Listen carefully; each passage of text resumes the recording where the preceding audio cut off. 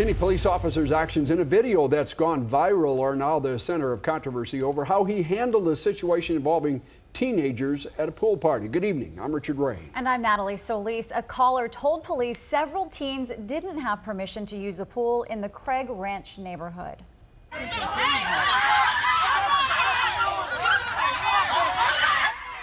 A witness shot this video when police arrived, showing an officer using what some say is excessive force on a teenage girl and even pulling a gun on those teens. The officer has been identified as Corporal Casebolt. He's been put on administrative leave now, pending an investigation. First on Fox 4's Zahid Arab is in our newsroom now with more on what that teenage girl and homeowners there have to say happened. Well, Rich, those angry with the officer's actions believe he let his emotions get the best of him, saying that he drew his weapon at teens and swimsuits. But those supporting Casebolt say party guests that disobeyed orders forced him to do it. So we're going to press receive, all right? Number one. Together in a circle, strangers at the police station pray for compassion. God is our shield, our banner. Defense on what's become a divisive issue nationwide. Police brutality or public defiance.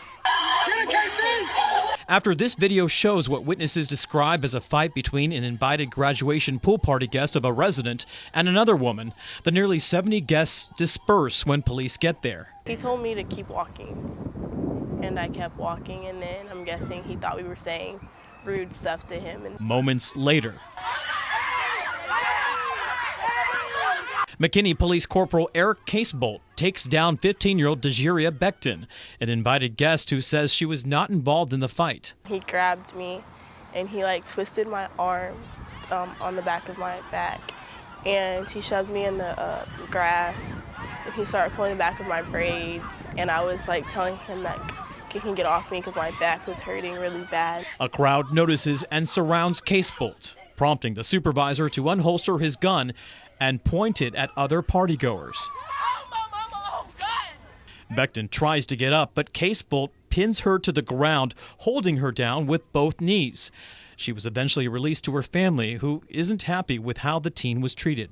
It wasn't right. I think his force was excessive. But homeowners who live near the private pool say it was appropriate. He grabbed her arm to try to handcuff her, and she started resisting immediately, and she should have just stopped at that point, like anybody, and sat down and put her hands behind her back, and he said lie on the floor, and she wouldn't. This woman who saw it all doesn't want her face shown because she claims those supporting Casebolt are getting threats. They were just doing the right thing when these kids were fleeing and using profanity and threatening security guards.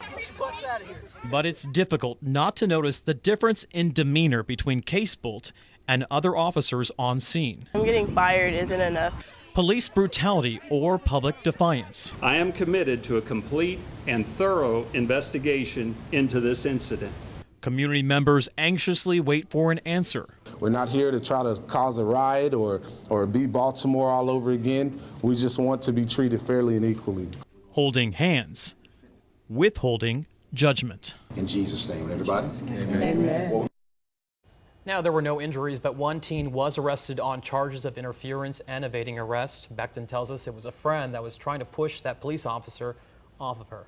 Okay, we know millions have seen this video all across the country, and I'm guessing various groups are reacting to it pretty differently, probably. You know, very differently. In fact, the crowd believes Casebolt and other McKinney officers were specifically seeking out minorities and showing aggression towards them, including yelling profanities and putting them in handcuffs. In response, the Next Generation Action Network is planning a march against police brutality tomorrow at 6:30 at Comstock Elementary School in McKinney.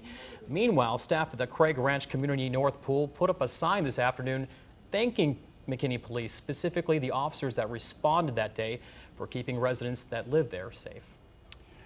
It's a story I'm sure we have certainly not heard the end of. Thank you, Zahid.